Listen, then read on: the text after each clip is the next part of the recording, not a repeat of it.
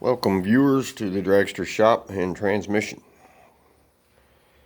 I was going to make a video on this car a couple of days ago, but I just didn't get the chance to do it.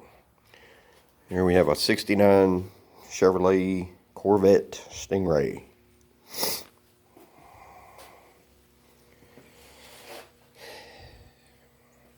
Big block 427.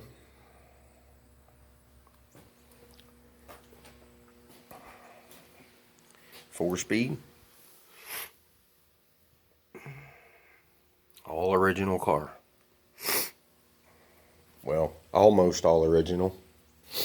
The paint's been changed. Apparently this car was originally green. And was repainted many years ago.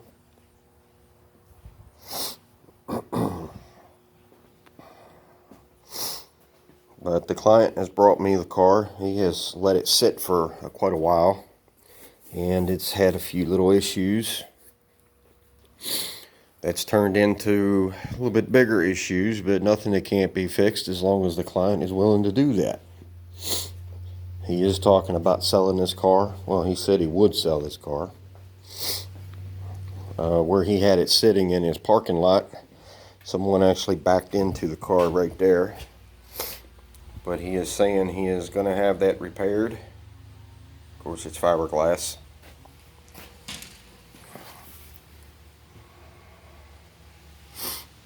See the hairs?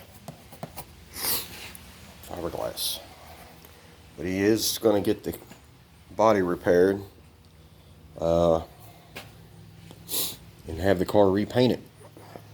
It's a nice car. They drove it in here.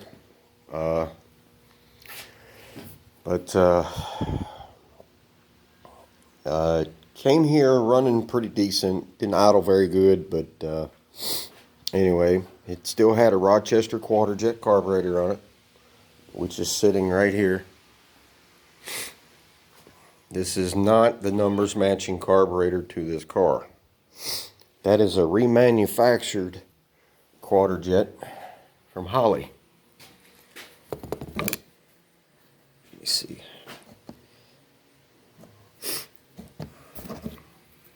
Right there. Holley.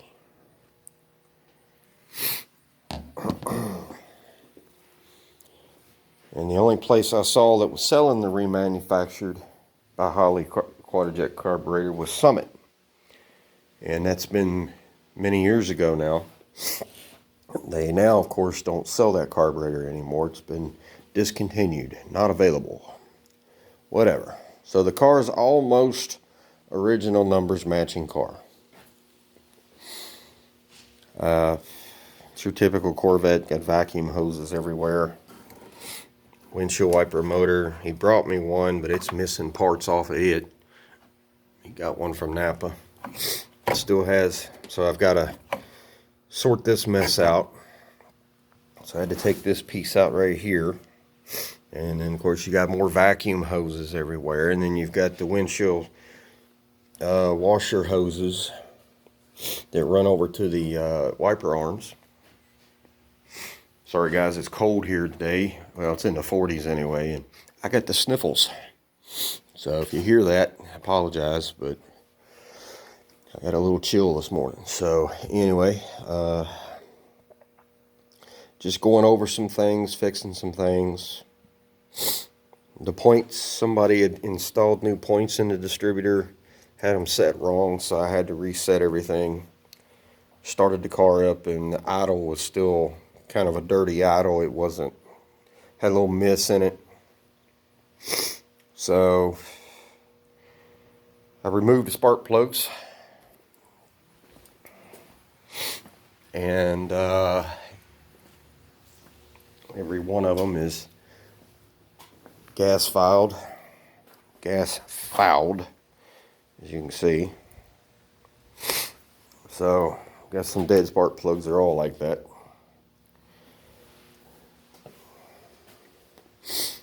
So the reason he brought me the car was to tune the carburetor, get it running good, and to replace the choke stove or thermostat that mounts to the intake manifold right here. I was able to locate a new one at a parts store here local. This is just the cover. There's the new choke thermostat. However, the rod is nowhere. The linkage rod that runs from here up to the carburetor linkage to operate the choke is nowhere to be found. Now, I've gotten rid of a lot of my old stuff I've been saving for years because I just wasn't using it and it was taking up space. So at one time I probably had that, but not now. So I'm probably going to have to make one, and boy does that make it fun, because you got to keep tweaking the rod that you make and till you get the choke to work when it's supposed to. And then of course that depends on the thermostat working properly. So he wanted that replaced or installed, invented, whatever, since he didn't bring me one. So anyway, so back to the spark plugs being fouled. So at that point I removed the carburetor and performed a compression test on the engine. All cylinders are within like 5% of each other. I mean, they're real close. And so it's not a mechanical issue. After removing the carburetor and this is tearing it apart, the epoxy, you can see the epoxy pieces right here. That's what they put on it. Basically had fallen off. And on these quadrajets, you've got a lot of lead plugs in these things. You've got these two right here. You got one there, then you've got two more in here under the base plate. Then you've got more of them. You've got let's see, you've got one right there. You can see it there. You see the epoxy still on it. Then you got the one in the front. Now I've re-epoxied these with JB Weld. I've had a lot of success on these quadrajets using JB Weld. Of course, you got to make sure these plugs are clean. You know, technically you ought to melt the lead out during the cleaning process and either use the proper epoxy or melt new lead in there to plug the holes back up.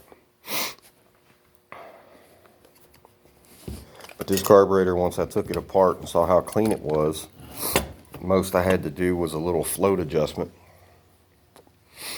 and put it back together. Not quite done with that yet. As you can tell, the choke assembly is laying there.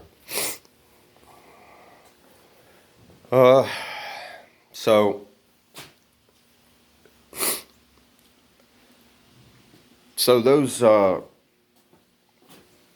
plugs in the bottom of a quadrajet carburetor are very, very famous for leaking. Or should I say notorious for leaking. So you deal with them and you get them to quit leaking. So, I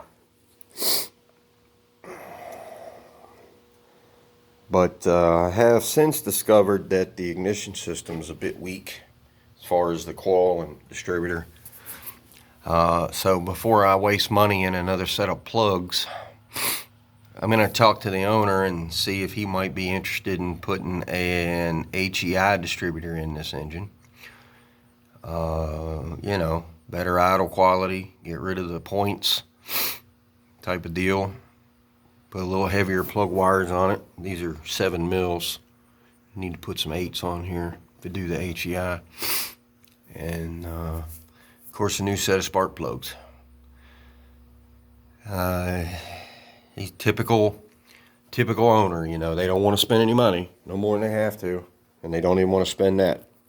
So that makes the job kind of aggravating when you hear that. But you kind of get numb to it because after all, it gets what it needs. I mean, it takes what it takes. It's done when it gets done. But I found a lot of things on here that mostly vacuum hose related, like this here. On these Corvettes, the windshield washer box is mounted down there. The hose for it is right here. Of course, it's short now, but the hose was laying down there at the exhaust manifold, and so I'm going to have to replace it. The vacuum advance hose was right here, and they had it going through the cowl and just laying in here. It wasn't going to anything. So then I looked and I was like, well, okay, the vacuum advance needs to go to the carburetor. That's obvious. But then everything here has to do with the windshield washer fluid pump. So still sorting things out. And then I mentioned that the windshield wiper motor that he brought me, I'm sure it's a reman unit, but it's only got one of the grommets. Needs 3. Apparently he's had this thing for a long time. There's no other grommets in the box or in the packaging, so Lord knows where those went to. But anyway, so I'm gonna have to get with the owner and see what he wants to do. See how serious he is about getting this thing running right. It's a good engine. It's sealed up nice and tight. I don't see no reason why you wouldn't spend some money in it to get it running good, especially if you're going to sell it. Because chances are it's going to be a Corvette guy that buys this thing. And I think even a lot of the Corvette guys would agree to change over the ignition system to the HEI. Tell me if I'm wrong, but leave a comment below. But I don't think so, because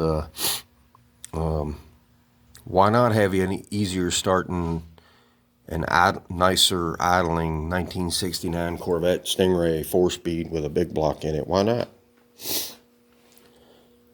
So anyway, just a short video here. Well, we're over 12 minutes long at this point. So anyway, just showing you one of the latest projects in the shop.